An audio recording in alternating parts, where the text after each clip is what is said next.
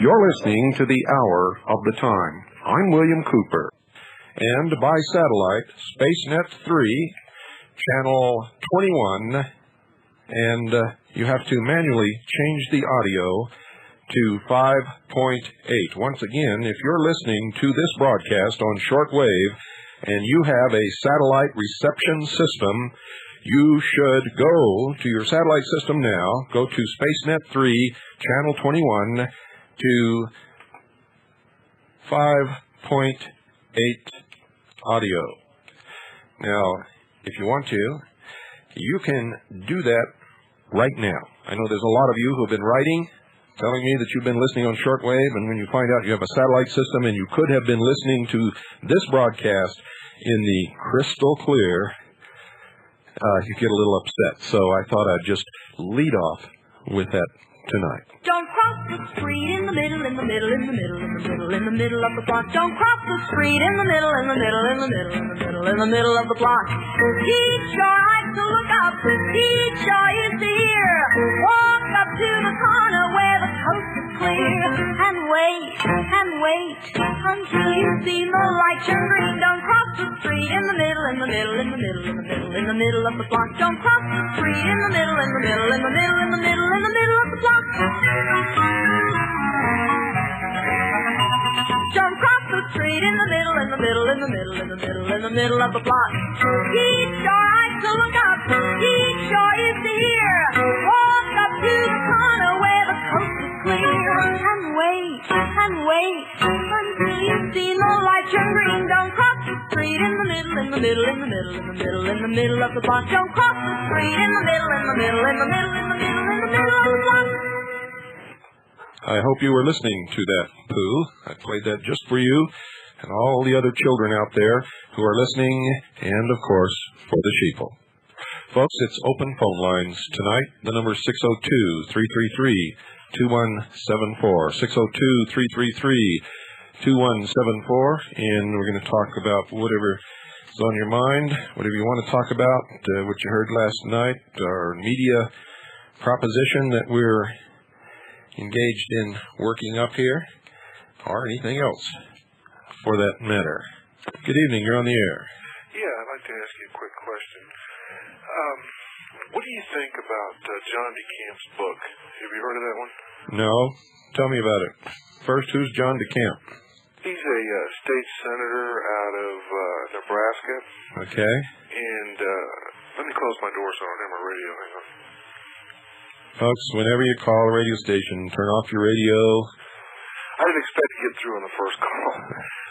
Nobody ever does. You never know when you're going to get through. You got that right. Well, anyways, what the deal is, he started an investigation into a savings and loan debacle in Nebraska. Oh, you talking about the children thing? Yeah, where they're using the guy from Boys Town, the kids from Boys Town. I haven't read his book. I've heard about his book. I've heard about this. I've received countless letters, some of them 50 pages long, from some of these kids. We've been trying to investigate it. What we run into is that these children most of them have serious mental problems. Yeah, you'd think they would. Well, they do. And it could be because what they're saying is the truth. And it could be what they're saying is a result of somebody screwing around with their minds while they're undergoing some kind of mental treatment to go out and say these things. I don't know.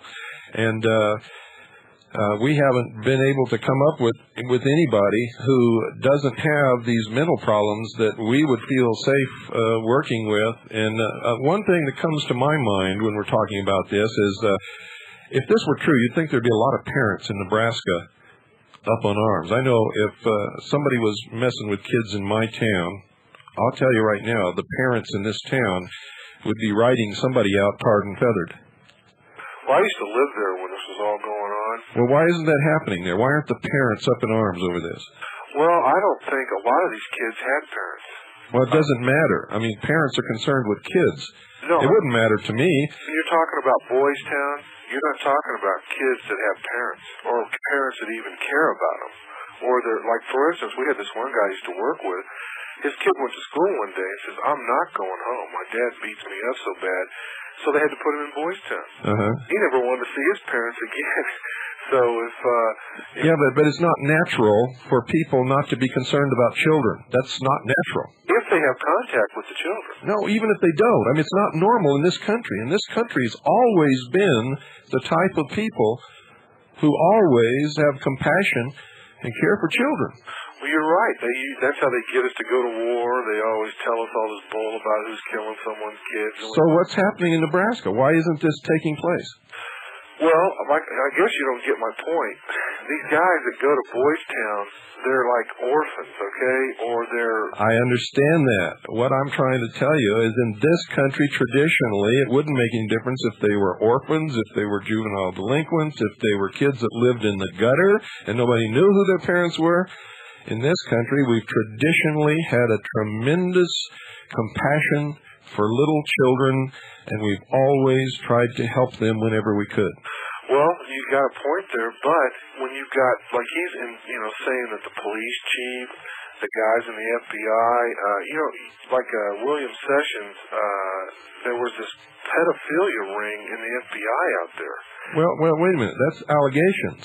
It hasn't been proven as far as I know. One of the things that Williams, when he was asked on CNN, what is one of the things that, some of the things you've really done for the FBI, he commented on that case that he settled that case because he said it would have been proven, the FBI would have been in the wrong in that case, and that was what that was all about.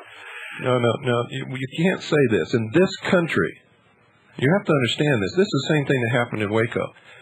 Nobody is guilty until they're proven guilty. Well, in this country, I hate to disagree with you, you're not guilty. It doesn't matter if you can keep yourself from going to court. You could be as guilty as sin. And, what they did in this case was prosecute the people making the accusations. Because the guys involved were part of the newspaper. He owned the newspaper. They were high up in the Republican Party. There's just something about this that stinks. I got to tell you that. There's something about it that stinks. All the letters that we've got and the things that we've looked into, it stinks to high heaven. And it doesn't stink because it might be true. It stinks because nothing about it is right. Well, I tell you, where I come from Kansas City, right? And I can tell you for a fact that the police chief, at the one time, the district attorney, were both drug dealers. They both were into the massage parlor deal and everything. Well, people wouldn't believe it. They didn't. When then the savings and loan thing came down, and the Indian Spring State Bank was one of the biggest, players in that savings and loan scandal. Yeah. People didn't want to believe it, and then the people that did have something to say about it ended up dead. So, I'm sure a lot of people think nothing really went on, or no one was really pushing drugs in the government there. We all know better than that. Yeah, but see, I also know for a fact that people, a couple of judges and stuff like that are Satanists, and they do these types of things. Now, wait a minute. How do you know they're Satanists? Because I don't want to see the Inquisition come back anywhere. Well, when you got people that are ex-Satanists that you're talking to, you got... Wait a minute. How do you know that? How do I know that? I know the people. How do you know they're Satanists? Because they were practicing Satanism. How do you know if you weren't there? And if you were there, you're one, right? No. Then how do you know? I tried to help them out. Then tell me, how do you know? If you ever hear of deliverance ministry? No. Well, where you try to help people that were in that lifestyle get out of that lifestyle, witches, and, people that were like, witches, warlocks, Wiccans, whatever, what have you. Yeah. And they want to get out. Well, there's certain people like myself who help them. Yeah. And so you're saying these judges came to you? No, this is all part of it. Then I'm going to ask you again, how do you know? Oh, well, you think I'm not sleeping with the judges? I don't know? Or something like that? I mean, you're saying that these people... What you're saying sounds like the Dark Ages to me. No. You heard a rumor, so the guy's a Satanist. Well, when you go out to, when they show you some of the sites and find the animal carcasses laying around... Finding sites and finding animal carcasses isn't proof that somebody with a certain name took part in it. I'm asking you, how do you know? And I'm telling you from what these people told me.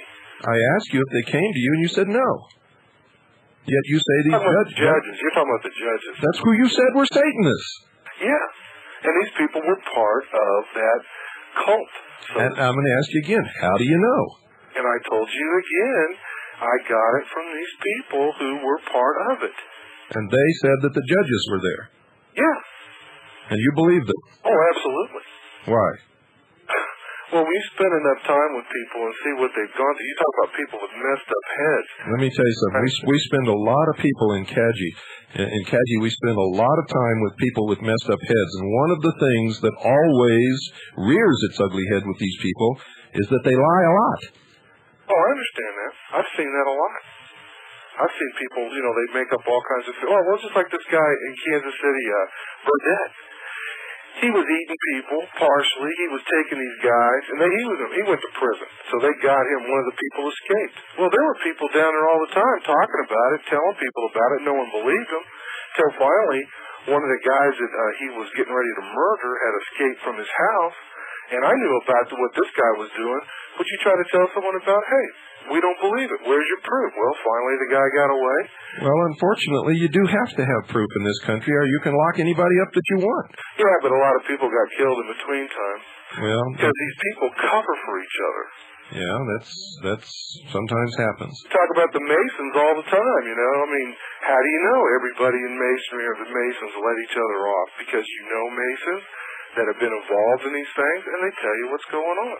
No, that's not how we know. Another thing, you say all kinds of wild things with absolutely no proof. No, we don't say anything on this program. All the time, Bill. No, we don't say anything on this program. For example.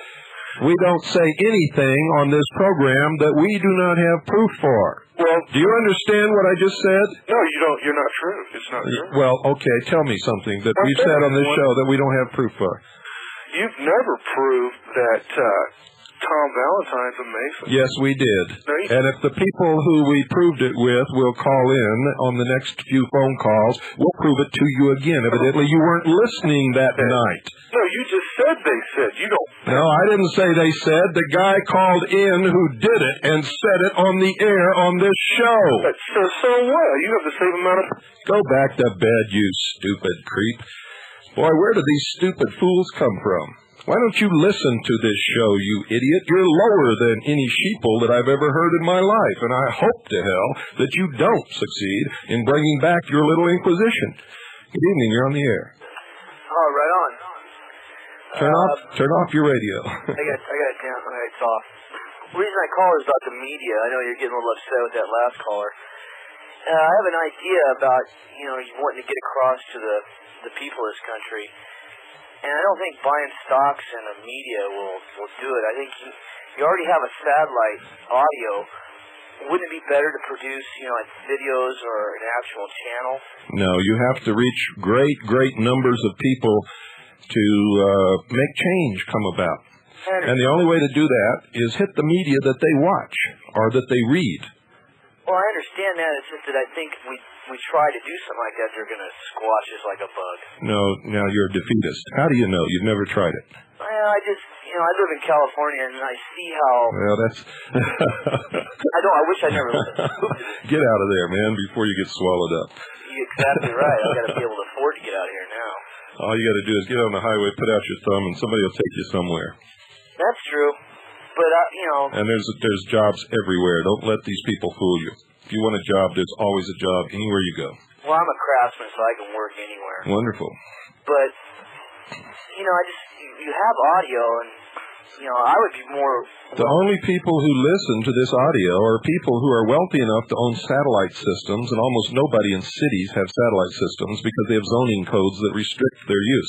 That's true, but... And only 25 million people in this country have shortwave radios. We've already done the research, and most of those shortwave radios are in somebody's closet. They're not even being listened to. Oh, I started out on a little tiny one and went out and got a different one and made my own antenna. Yeah, but we have to reach people that are already tuned into something. Mm-hmm. We have to reach them through what they listen to and what they read, and that's the establishment radio. Like it or not, the sheeple only listen to the establishment because they think the establishment is telling them the truth. So we have to get in there somehow. Well, I was just going by, for example, the video on Waco, The Big Lie. It has moved through... No, it hasn't. That don't even listen to shortwave. No, it hasn't. Let me tell you something. I know exactly how many of those videos have been reproduced. I know exactly how many of them have been produced and sent out. And I know how many copies you can make from one video. We have not even reached 0.5% of the population of the country with that video. I guarantee you. Well, wouldn't that make you more like... to think like, to produce more videos and flood the market with them and get people interested? You don't understand. We can't flood the market because we don't own the market, and the establishment market won't touch it. Because they're too scared. Not that they're scared.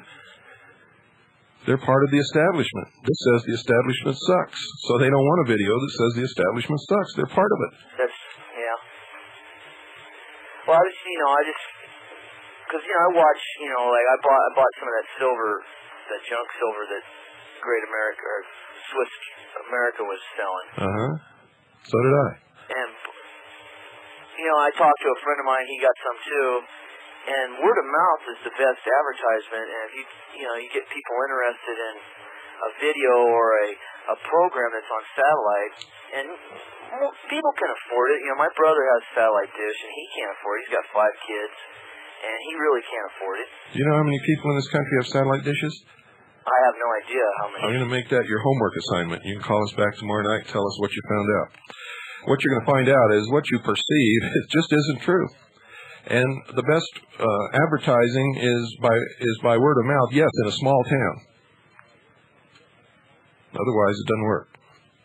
Well, I appreciate your efforts. Well, thank you very much, and appreciate your call.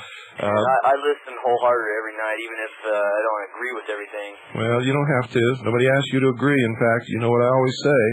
Don't even believe anything that you hear here unless you check it out for yourself. Well, that's one thing you got going over Valentine's. Well, that's one thing I got going on over everybody, because everybody else has an agenda, and they're trying to shove it down your throat, and I'm not. I'm just trying to wake you up and make you realize that reality may not be the way that you perceive it.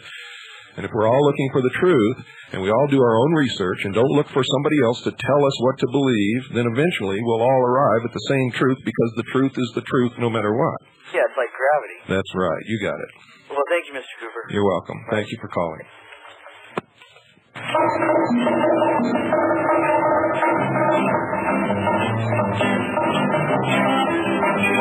Hello, amigo.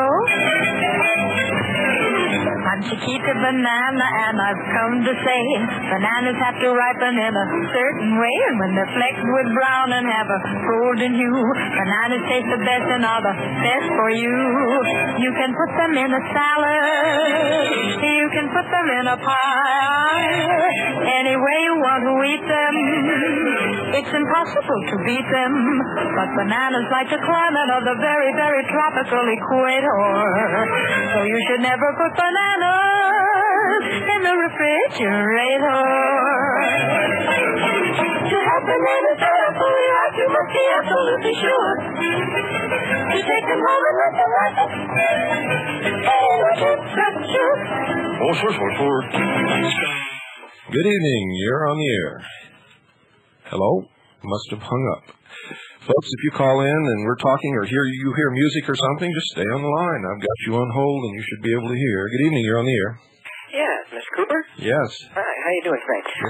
Yes, I was going to talk to you about that media buyout thing that you were discussing on the air. I'm a fairly new listener, by the way. Uh-huh. And I agree wholeheartedly. It sounds like a good way to disseminate information. However, the one thing about going with something like the Star or the Inquirer is I would wonder if that would have a tendency to reduce the credibility of CAGI or something like that, because most people that look at those magazines don't really look at them. They look at them for the sensationalism, not necessarily for information. You know what? They're exactly the people that we're looking for. They're the sheeple. They're the ones that are lost. And not only that, but these magazines, the National Enquirer, the Star, and the Weekly World News, are at every checkout counter in every grocery store in this country, and a lot of the convenience stores and 7-Elevens and things like that. And even if they don't buy a copy, everyone who stands in that line stands there and reads the first page. And if you don't believe me, go to the supermarket, just stand back and watch them. It doesn't matter who it is. If it's a truck driver, a housewife, a lawyer, a doctor, no matter who it is, they'll read the front page of every one of those as they're going through the checkout line. Yeah, I agree with you on that as far as that goes, but I was wondering, somebody else brought this up the other night, and they were discussing the possibility of getting into like Gannett, like in USA Today. Of course, there again is also something where on every street corner you see this big box with the front page and USA Today, yeah. And that's one that we're strongly considering, by the way. I would think personally that would be a good way to go, but one other question I had real quick is, what does CAGI actually stand for? I mean, is it the abbreviation for something? Or? It's the Citizens Agency Joint Intelligence. Okay, because being, like I said, I'm a new listener, and I'm going to write off to you and try to get one of your information packages. Okay, great. It's it's an organization that encompasses people who belong to all walks of life, all political persuasions, all occupations. We have people, we even have, I'll say this, and it might cause a witch hunt in the FBI, but we even have people in the FBI members of CAGI. We have members in just about every agency of government, all the military services, all the different occupations across the country. We even have unemployed people, truck drivers, you name it, we got them. And because of this, we have an incredible flow of information that comes through here that we sift through and analyze, and we're always assembling two puzzles. One is the deception, and one is the truth. And we don't bar anybody from membership. We do perform background checks on people just to find out who the players are. We know that some people will join our organization just to feed us disinformation, lies, hoping that we'll believe it. And so we like to know in advance who's most likely to do this. And sometimes it fools us. Sometimes the people who should be feeding us disinformation are actually disenchanted with the organizations and the political viewpoint they've had before, and they're actually doing a good job. So, but it does help to know which people are most likely to feed us which pieces to which puzzle. Well, mainly I just wanted to ask that point about the credibility part, and I'm probably going to get your address on the next commercial break or the next break that you take. Yeah, we'll give it some time during the show. You should always have a pad of paper and a pen whenever you listen to the Hour of the Time, because you never know what we're going to say that you're going to want to write down anyway. Right. Well, this is only about the third time I've actually had a chance to listen to your show, and I've kind of got hooked on it from there. So I'll be listening every night from now on. Great. Wonderful. Okay, well, thank you very much for your time. Thank you for calling. Bye. 602-333-2174. I might as well give out that address now instead of waiting till later. It's P.O. Box 1420. Post Office Box 1420. Sholo, spelled S-H-O-W-L-O-W, and it's two words, Sholo, Arizona, 85901. That's William Cooper, Post Office Box 1420. Sholo, spelled S-H-O-W-L-O-W, Arizona, 85901. And as one Sholo resident so astutely put it, Bill, how do you get your mail? There isn't any Box 1420. And that's right, but if you send it to that number, I'll get the mail, folks. Good evening, you're on the air. Yeah, hiya, Bill. Hi. I just have a couple of questions. I wondered if you were familiar with the LaRouches at all. Yes, I am. Okay. Are you familiar with the book by Dennis King, Lyndon LaRouche and the New American Fascism? No, I haven't read the book, but we've done our own research into the Lyndon LaRouche organization because we had a lot of people wanted us to join them, and we don't join anybody right off the top of the bat, but we did investigate to find out who they were. Lyndon LaRouche has a long history of socialism. And we believe sincerely that he is feigning that he is a conservative in order to try to get conservative help to get out of prison. And I think that once he gets out of prison, he'll go right back to his old Marxist ways. Okay, now I'll tell you where I'm going with this. Okay. Tom Valentine, he makes fun of these people for protesting a statue of Albert Pike. We don't. Go ahead. Whom I've heard you talk about. Yes. Okay, he's involved with the Freemasons. Okay. Now, Dennis King, the author of this book, he concluded when LaRouche was talking about the Babylonians and the ancient mysteries of the Babylonians, it was a code word for the Jews. Okay? Why would he conclude that? Because the Jews were not the Babylonians. Well, it's a rather long, I couldn't summarize it for you. You'd have to read the book. In fact, the Jews were kept in captivity by the Babylonians for some number of years and then released. Well, okay. I believe it was 70 years to be exact. Again, what I'm wondering, the reason I'm calling, I had accepted that. I said, okay, LaRouche is an anti-Semite. Something I had not believed, but I thought was demonstrated in this book. Until I started listening to your program. And hearing you talk about the mysteries of ancient Babylon, and I don't think you're an anti-Semite. Not at all. Although I have been accused of being anti-Semite. I don't worry about what people are accused of. But seeing that the LaRouches were protesting this statue of Albert Pike, I just sort of wondered whether or not they're writing about the Babylonians and that sort of thing. They were talking about the ancient mysteries. No, I think they're trying to trap conservatives. They haven't gone into it as deeply as I have. And focusing on a statue of Albert Pike isn't uncovering anything that needs to be uncovered. It's a waste of time. Who gives a damn about a statue of Albert Pike? We need to be saving this country and identifying the enemy and going after them, not after a statue. That's a decoy. That's one of these things that gets patriots spinning around in little cul-de-sacs, chasing their own tails. You understand what I mean by that? Well, yeah, I suppose. I just wondered whether you shared certain, whether they were aiming at the same kind of things you were. No, if they were, they wouldn't be aiming at a statue. Only pigeons do that. Okay. All right. Thank you very much. You're welcome. Good night. Thank you for calling. 602-333-2174. Good evening. You're on the air. Yes. Hi, Bill. How are you doing? Hi. Okay. I have 3 points. First of all, I was listening to Tom Valentine just to see what he's going to say about the outcome of the rally, and a caller got on there and questioned him about the Mason handshakes, and he actually said, "Oh, I wouldn't know that from a human being."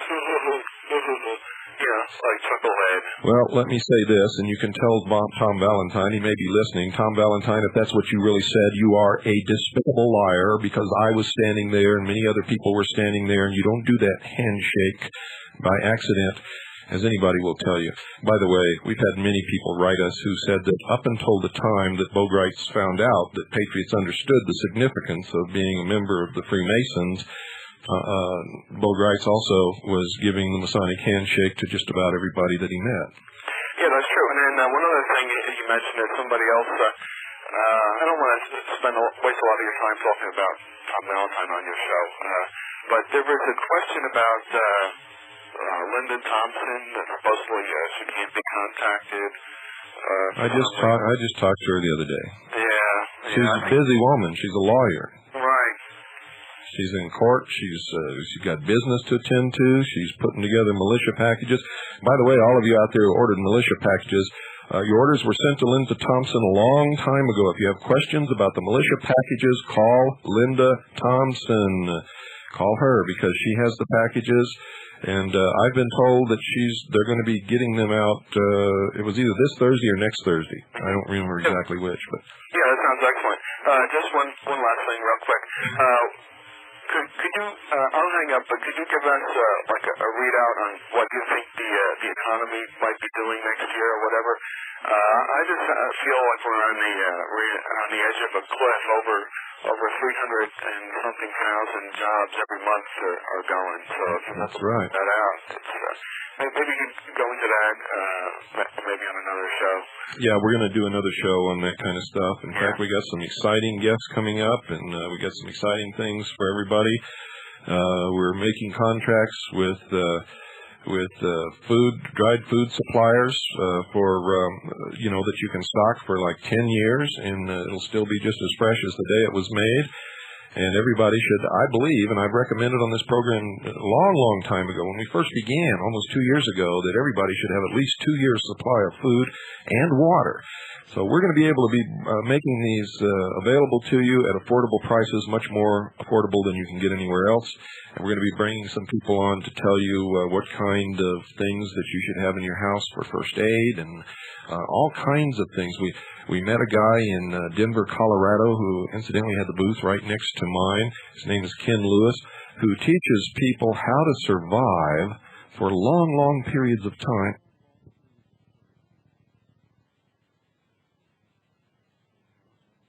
Things they have in their house, and what this guy was telling me and teaching me, and what I saw him do with just a pair of shoes was amazing. So we're going to have him on here, and a lot of other good, fine people who are going to teach us how to survive in the coming terrible years, I'm afraid, that we've got in front of us. Yeah, that's true, and that healthcare thing, that's just a scam to get those cards, electronic chip cards into everybody's hands. If they send me one, I'm going to smash it with a hammer and mail it back. Me too. One more step into slavery. Yeah, that's right. Okay, thanks a lot, Bill. You're welcome. Okay. Thank you for calling. Once again, the address is P.O. Box 1420, Sholo, Arizona, 85901. Once upon a time there was an engineer. Choo-choo Charlie was his name we hear. He had an engine and he sure had fun. He used good and plenty candy to make his train run. Charlie says, well, my goodness, honey. Charlie says, really ring the bell. Charlie says, well, my goodness, honey. Don't know any other candy that I love so well. Folks, if you have been sitting around wondering what's happening in this country, you're watching the value of the dollar decline. You're seeing people everywhere being laid off, losing their jobs. You're watching American industry leave the country. At the same time, you're scratching the head as the stock market continues to climb. And you have this terrible urge to protect what you have by investing in the stock market. And I'm going to ask you to do something else first. Call Gene Miller. He may be able to save you a lot of tears and heartache. Call Gene Miller at our sponsor, Swiss America Trading in Phoenix, Arizona. The number is 1-800-289-2646. Do it tonight before you go to bed. Leave your name and number. Ask for Gene Miller. Mention my name, William Cooper. Tell them that you listen to the Hour of the Time because our listeners get special treatment at Swiss America Trading, folks. So make sure that you do that.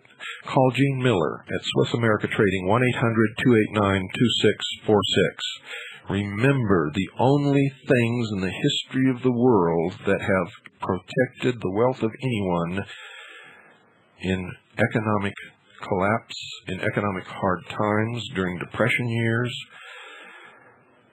is precious metals. So please, call Gene Miller. Do yourself a favor. Do your family a favor. Call 1-800-289-2646 and do it tonight. Do it tonight before you go to bed. If you're out of the continental limits of the United States, this is the number that you should call if you're in another country. 602-953-6000. That's 602-953-6000. Oh, you need fluff, fluff, fluff. You make a fluffer nutter. Marshmallow fluff and lots of peanut butter. First you spread, spread, spread your bread with peanut butter and marshmallow fluff and have a fluffer nutter. When you enjoy, joy, joy your fluff and peanut butter, you're glad you have enough for another fluffer nutter. Good evening. You're on the air. Thank you, Bill. This is Mike. You know, Mike, I won't tell you where I'm from. You know where I'm from. But I want your listeners to know. Have you got your radio on, Mike? Yeah, I've got my finger in my ear, my other ear, though. You got to turn it down because it's in my ear. Oh, okay, I'm sorry. I'll turn it down. It won't be a second. Folks, let me say this again. I know you're all listening, but I don't understand what happens when you get on the air. When you call any radio station, turn off your radio, please. You there, Mike? No, Bill, Mr. Yeah. Cooper, I want your listeners to know that what you say is you have so much to say, and I've copied down the references that you've made from your catchy contributors, and it took me about a week to trace down some of the info that you said on the air about the couple items. Here in Michigan, I had to go through about 4 libraries before I found and verified for myself some of the information that you talked about on the air. And I couldn't believe it. It was actually true.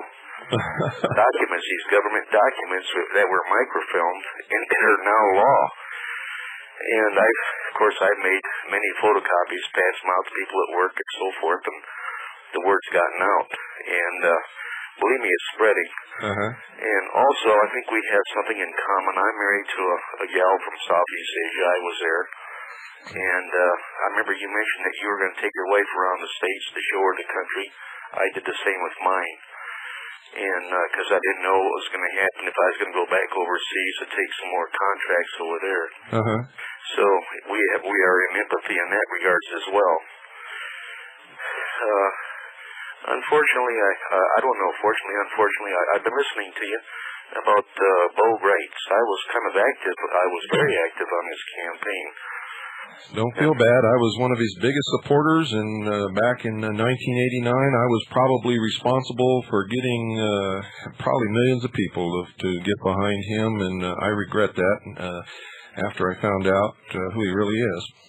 So don't feel bad if you got conned, because he conned me too. Well, Bill, believe me, I really appreciate your program. I mean, a lot of us are very skeptical out here anymore.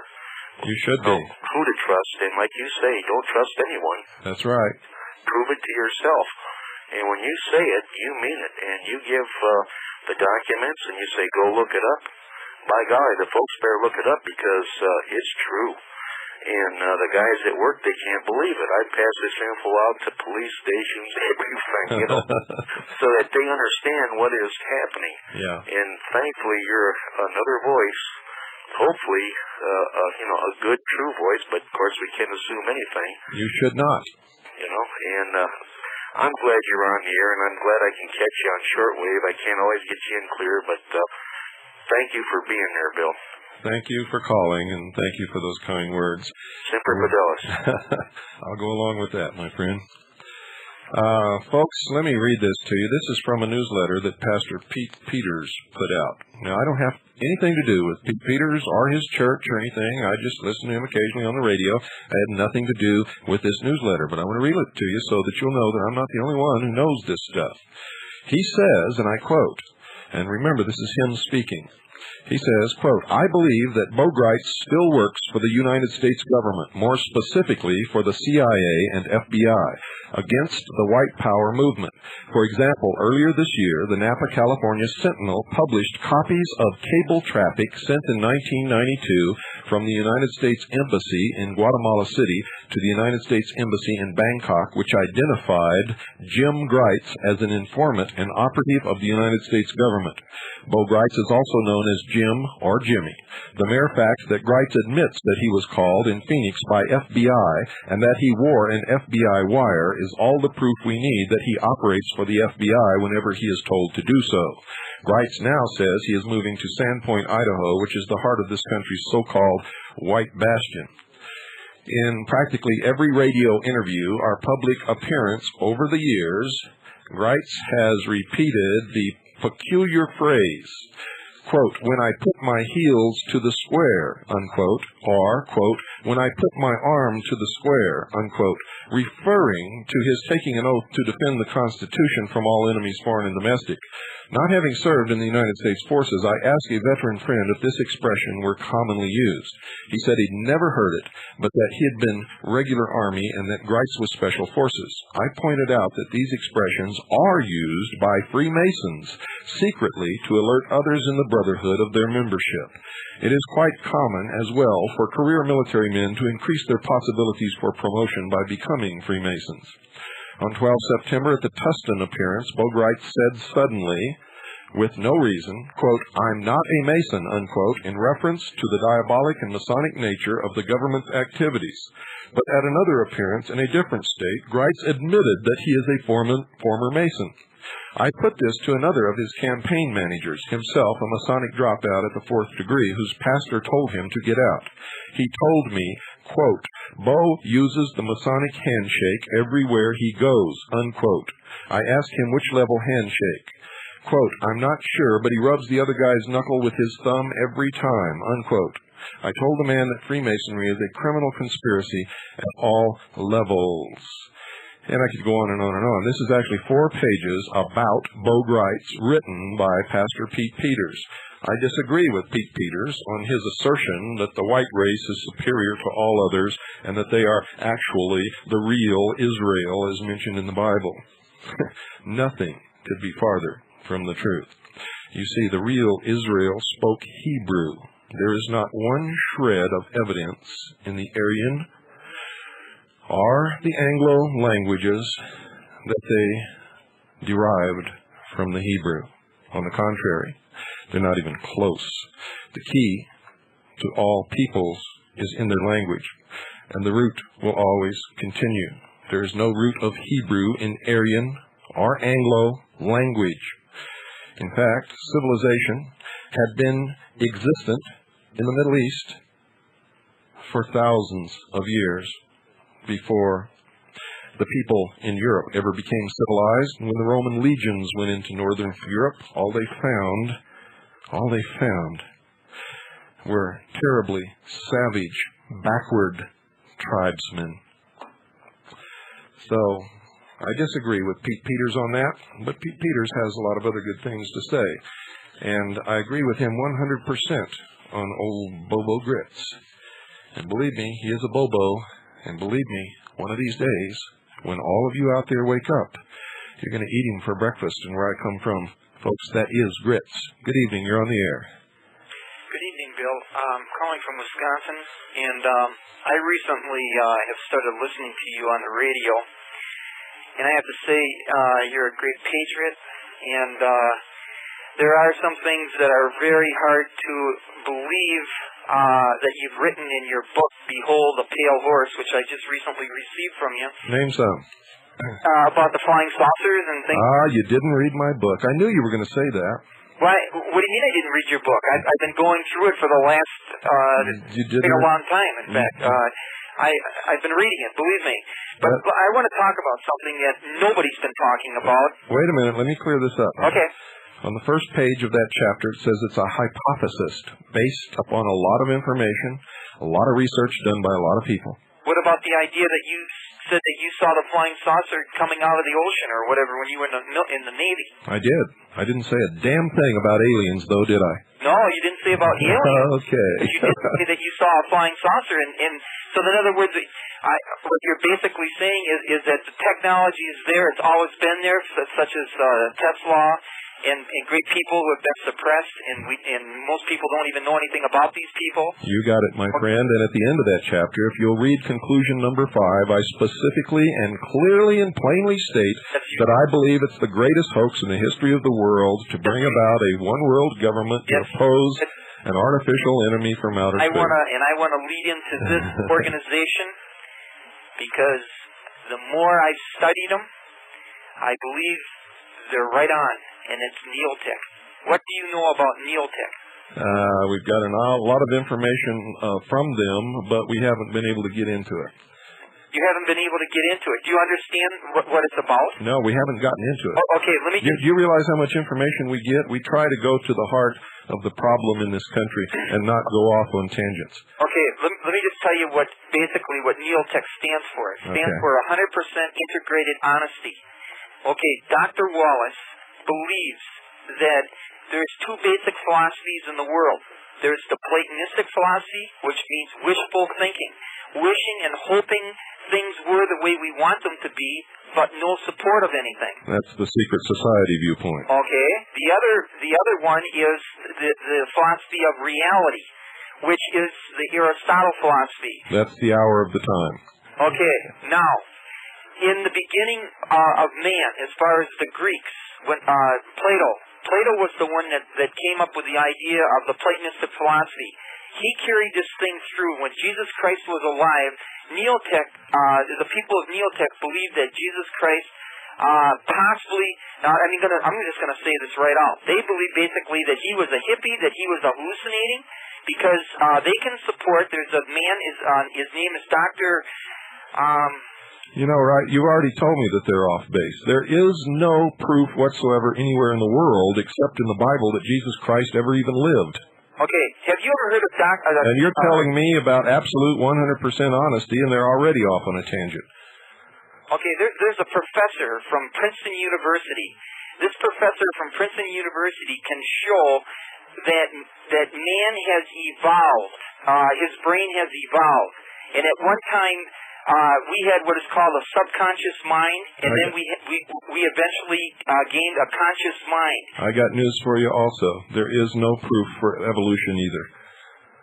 Well, there isn't any. If you study this book about the bicameral mind... I have that book. I have studied that book. I've studied many other books. There is no proof whatsoever to support the theory of evolution or the theory of creationism except the Big Bang, if you want to subscribe to that.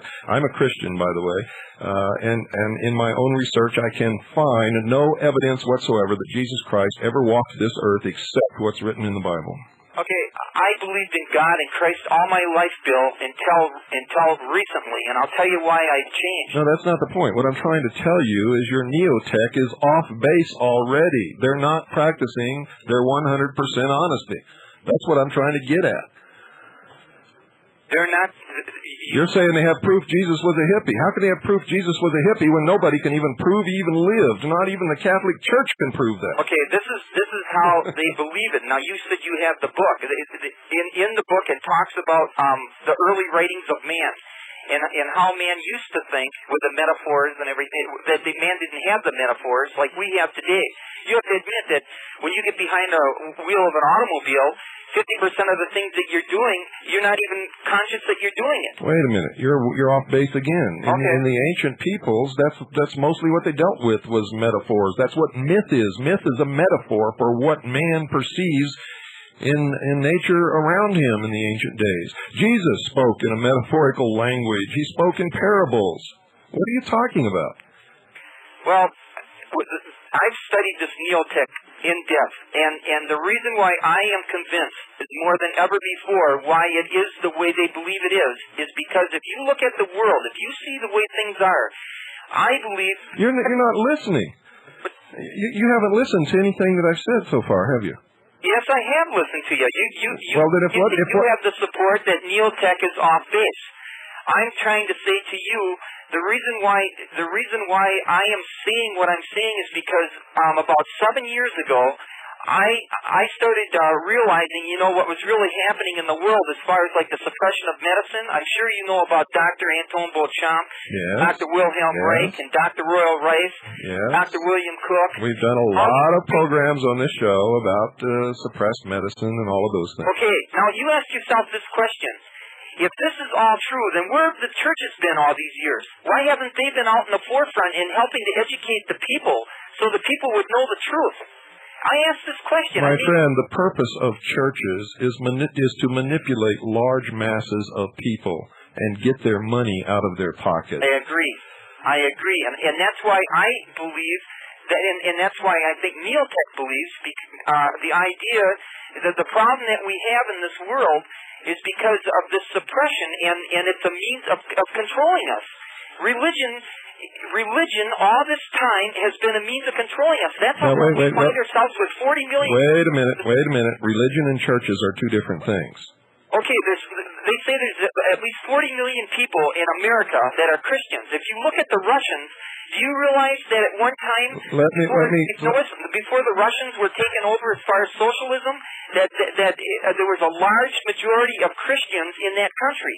And the reason why they were taken over is because they were pacifists, because of how the Bible is read, as far as and how we're taught, as far as to obey the government and la-da-da and all this good stuff. And that's how come we find ourselves in this predicament that we find ourselves in right now. No, it has nothing to do with religion, has nothing to do with being Christian. Christ didn't teach any of those things, my friend. And most people who call themselves Christians really are not. They found themselves in that position because they were just like the people in this country are right now, sheeple. They listened to what people told them and they believed it blindly. And because they did that, they ended up in a communist world. And we're fixing to undergo the same transition. We certainly are. And you can't blame it on Christians, and you can't blame it on Muslims, and you can't blame it on atheists, and you can't blame it on anything else. It's our fault, collectively, for being stupid.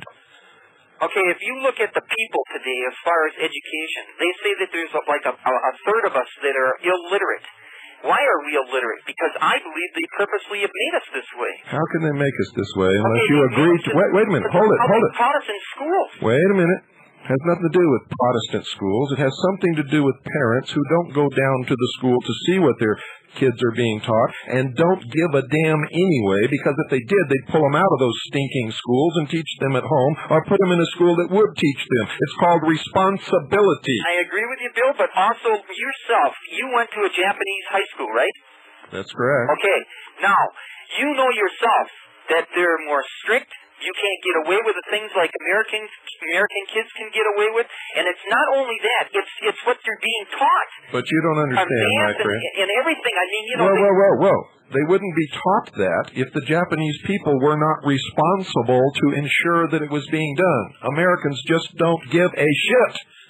Well, okay. When you say Americans don't give a shit, I think Americans do give a shit. Then why aren't they down at the school pulling their kids out of those schools and putting them in schools that will teach them or teaching them at home? I'll say it again. Americans don't give a shit, period. Or they would be doing the right thing by their children. They're putting their children in these schools and leaving them there so their brains will rot. They're getting what they deserve. Bill, democracy is a code word for socialism. I do not approve, nor have I ever approved of democracy. This is not a democracy. This is a republic. Your idea of the stock is a good idea. I believe that it will work. I really do. And I'll back you. I mean, I'm all for it. And I'm talking to people all the time. I talk on the radio and I talk all over about these things because people have to realize, what's happening in this country, because things are happening so fast that if we don't get involved in our country, we won't have a country. And I want to say something that I believe is really important, and that is, I have been on Tom Valentine's show, talk to Tom Valentine, and I don't care what you say about Tom Valentine and his show. I believe they are doing good. I mean, I'm not saying that I agree with everything that they stand for, but a lot of the things that they talk about is helping to awaken the American people. And I was on there, and I mentioned you, and I told them about you, and I said to him, as far as this NAFTA thing, it's a 2,000-page document, and in this document, there's wording where if it's passed, our government, we will lose our sovereignty. The American people will no longer have a country. You don't get the message. There's 365 days in the year. D.B. Kidd worked 8 months to set up Project 93 for the Fed. They could have picked any other day of the year for NAFTA. You, my friend, need to go back and re-examine your priorities and re-examine what you're thinking about because you're lost. We've got about time for one more call, folks, and I'm not mad at that young man, but I'll tell you what, from listening to him, he is lost. He's going around in circles. He doesn't even know what this country is. He doesn't understand that we're responsible for the position we're in. And I've always told you, listen to everybody, read everything. I don't care if you listen to Tom Valentine, but just understand, he's not telling you who the real enemy is, nor is he giving you real solutions. Folks, get real. You're on the air. How are you doing? I know time's short, so I'll make it quick. You had a pretty rough night tonight with some of these callers. Oh, it's fun. Oh, man, I'm telling you. Listen, I read your book, I've seen your tapes, and I know one of your main objectives is to get information out. Right. Okay, and I think that's great. One of the reasons I brought a short wait was just to hear you talk every night. I know you got access to a lot of information on a daily basis. You said that a few times tonight. And if you can take a little personal criticism, I listen to your show, you're on 5 hours a week. I don't feel like you're getting enough information out. I mean, most of the content, I walk away like tonight, it just doesn't seem like we're really getting enough out of your program. You should be revealing a little more to us. Well, I don't know where you've been, because for a year and a half, about a year and a half, it was every night was a taped program, was nothing but solid 100% information 5 nights a week. And you know what kind of letters I got and what kind of phone calls I got? Asking me to go live so that they could talk to me on the air. Well, if you're going to come on the air, I think you should at least have a topic. But I remember when there was a time when you would put out a warning saying that this program could be jammed at any time because the information was so vital. And it's been a while now. It's been a few months since you've had any really good content. Where were you last night? I missed you last night. It was a rare occasion. Oh, my friend. Go back to bed. Good night, folks, and God bless you all. There's nothing like the face of a kid eating a Hershey bar. There's nothing like it you'll ever see. A face as happy as it can be. There's nothing like the face of a kid when he's munching on the greatest taste around. Hershey, the great American chocolate bar.